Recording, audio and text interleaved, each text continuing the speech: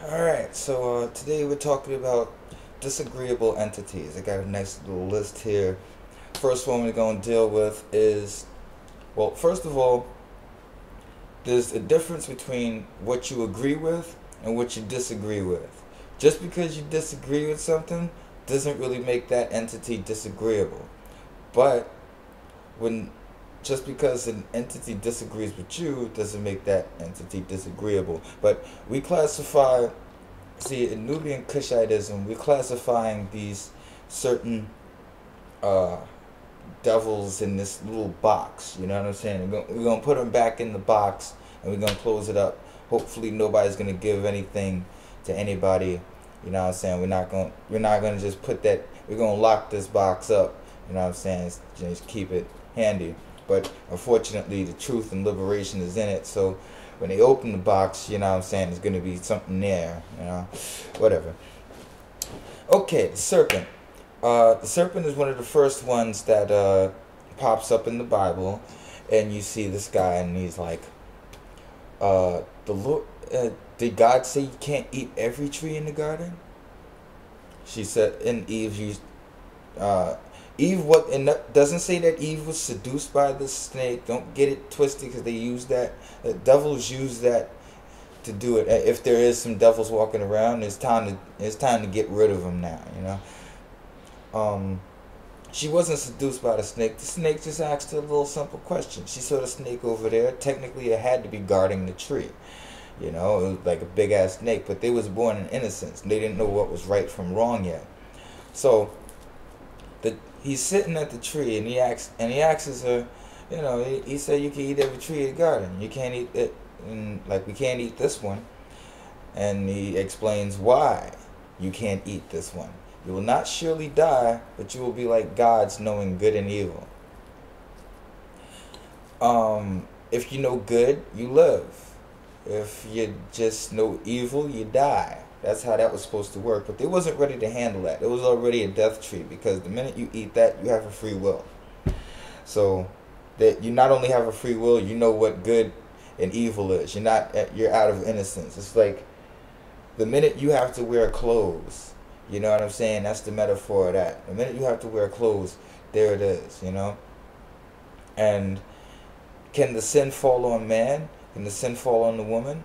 No. You know why it doesn't fall on both of them? Because of the simple fact that God had to curse the serpent in order to curse them. Because in some way, form, or fashion, that serpent had something to do with it. So the serpent got cursed.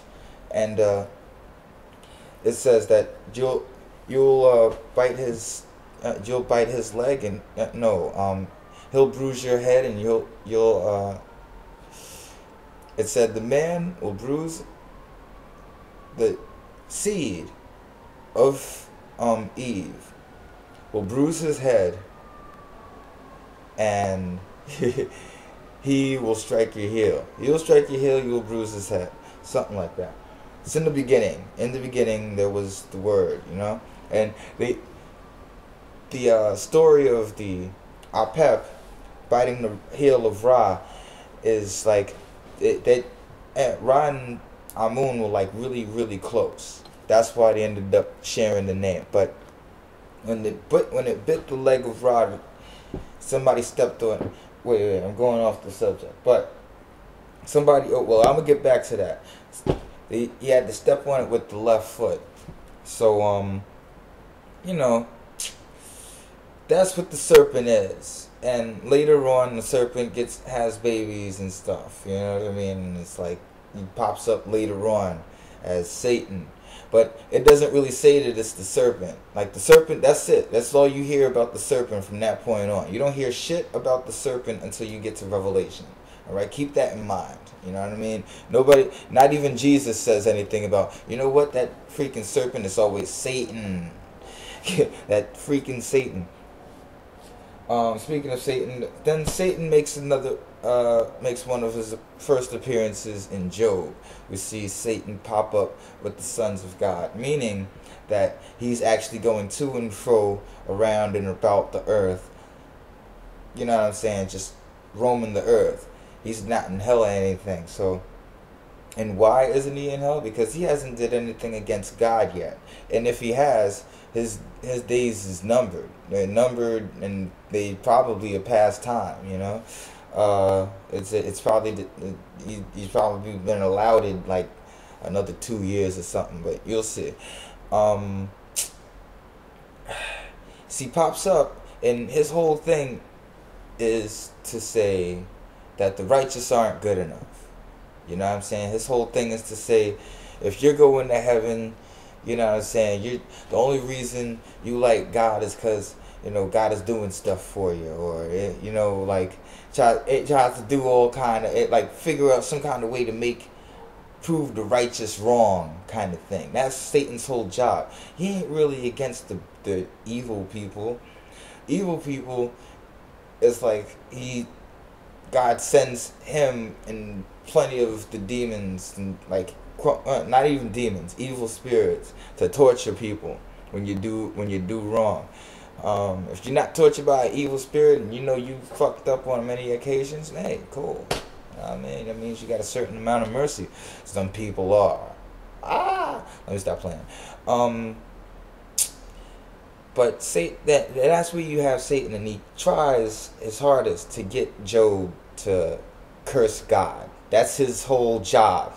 That's what he wants to do. He says, you know what? If you do this, that, and the third to this guy, he's gonna curse you to your face. Gonna curse you to your face. An eye for an eye, motherfucker. And you know, sometimes God listens. Yeah, I know. He shouldn't. We don't want him to. You should be. This is stuff that, you know, it needs to be identified. But then he did it throughout the whole time. It's possible that this guy might have been behind the scenes every time Israel would flourish and stuff like that. And he send all these other guys, and they would fuck everything up. But